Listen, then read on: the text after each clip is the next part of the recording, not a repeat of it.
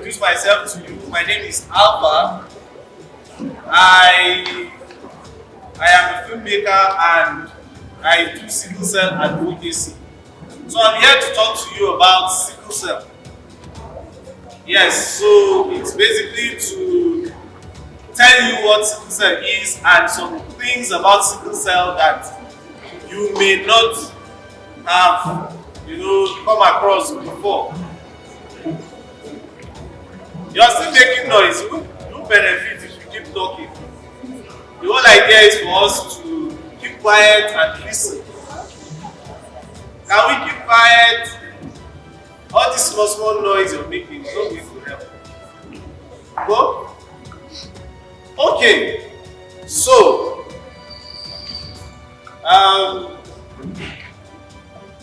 if you have a general idea of what sickle cell is, can you just raise up your hand? You know sickle cell. Okay, you have somebody here, one person. Just 4 people. Okay. So, a number of you know what sickle cell is.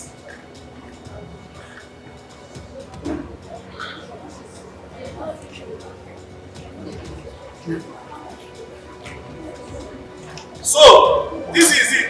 Can we keep quiet? I thought we had an agreement. So, sickle cell is a genetic disorder that is inherited from parents, and is mostly inherited. It's inherited from parents that have either sickle cell or what we call sickle cell trait. So, but it's basically a blood disorder that is sickle. The normal blood is like this, but the sickle blood is like this.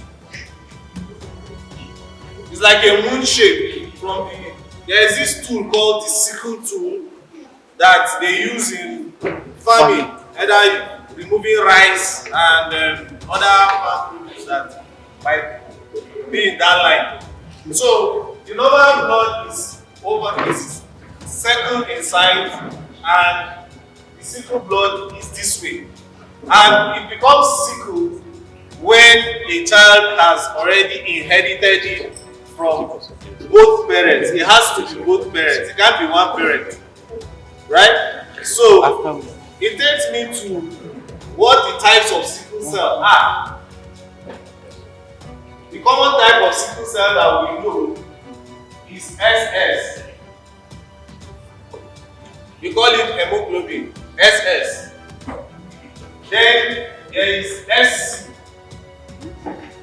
There is SO. SE. Then there is beta.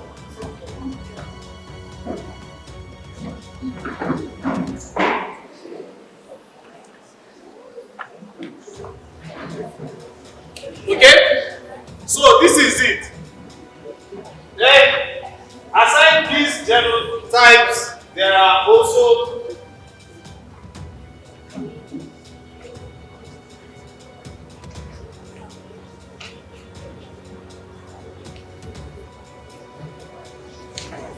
now, this oval blood that I represented here is what is AA.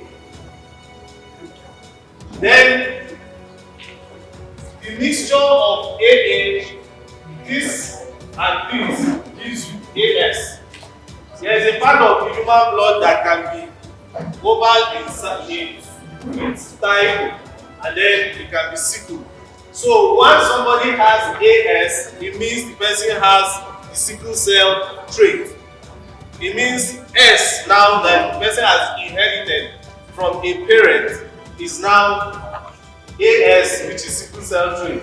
And AS is the combination of the normal hemoglobin type A and then S.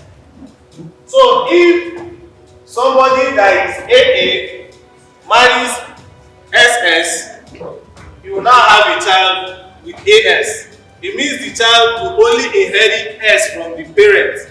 One parent that has SS and one parent that has AS, that has AA. So you see how we end up with AS. Now, you have a parent that is AS and another parent that is AS. Maybe this parent that is AS, one is contributing S to the child, and this other parent brings S, you now have SS.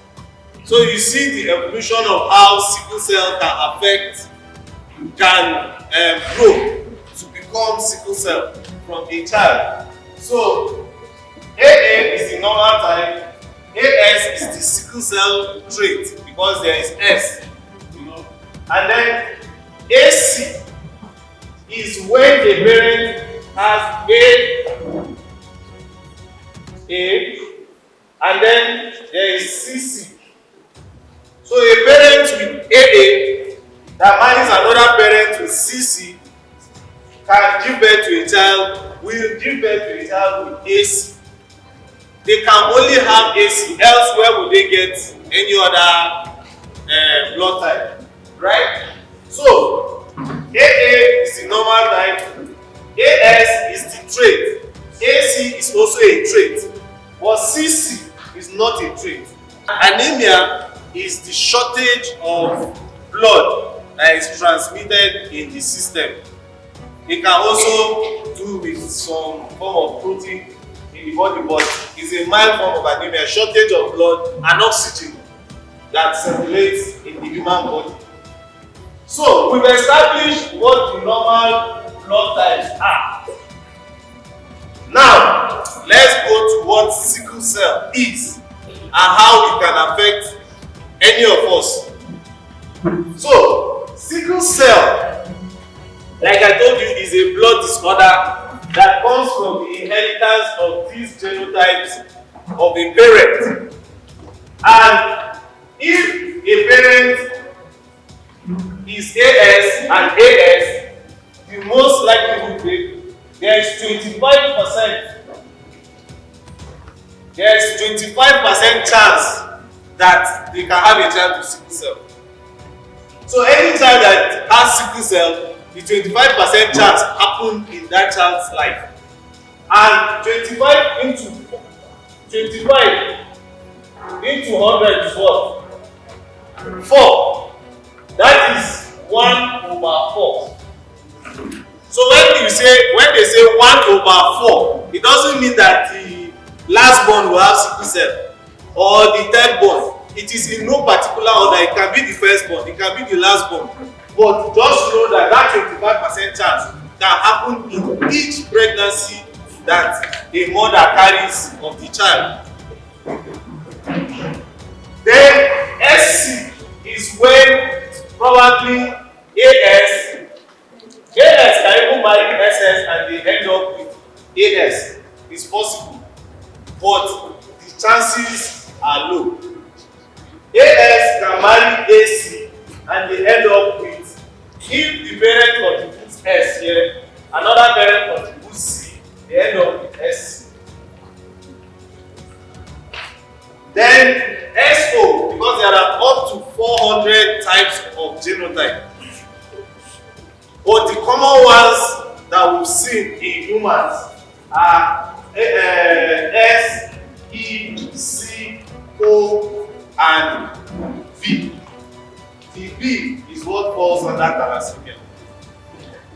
Now, SC sometimes are common with people from the southwest. Most of the people that I have come across with SC are Yoruba people. It is common within that region. Most of the people that have SS in Nigeria are either Fulani or Hausa people. You know why? They marry from their family cycle. They marry cousins. They marry extended and immediate cousins in that community. So they end up having more sickle cell because they are recycling the genotype within the family, within that family. So they end up having a child with sickle cell within that region. Now, SO and SE are mostly seen within people from either people with thalassemia are seen within people in Asia or the Mediterranean. That's Israel and all those places.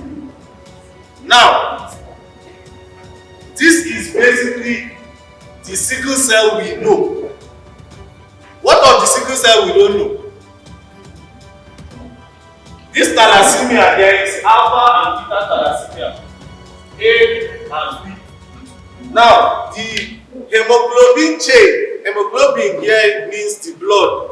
The blood chain in the system now has, in the alpha thalassemia, it has 4 alpha chains. 4 alpha chains meaning a person is normal. But when the chains are reduced to 1, even if it is 3, the person can still be normal, he will not suffer anything. But when it reduces to 1, this person can come down with anemia. And it is advisable that AS should not marry AS. It is an advice. It is not by force. The person chooses what he wants to do. Right? But that is why we are giving you the information to work with. So, most people with alpha thalassemia don't show symptoms of sickle cell until they have gone down with some high level of thalassemia. But the beta thalassemia is where everything becomes dicey. There are 3 types of beta thalassemia. You might fall within one of it, so better listen. Now, before I go further, let me explain to you how thalassemia works. Thalassemia is a condition that mimics sickle cell, which means it behaves like sickle cell.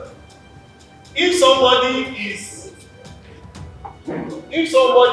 AA, in thalassemia, the person can have 1 A. The other A will be absent.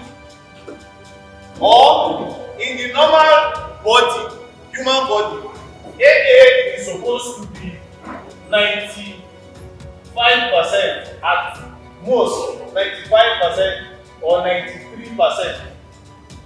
Now, if somebody has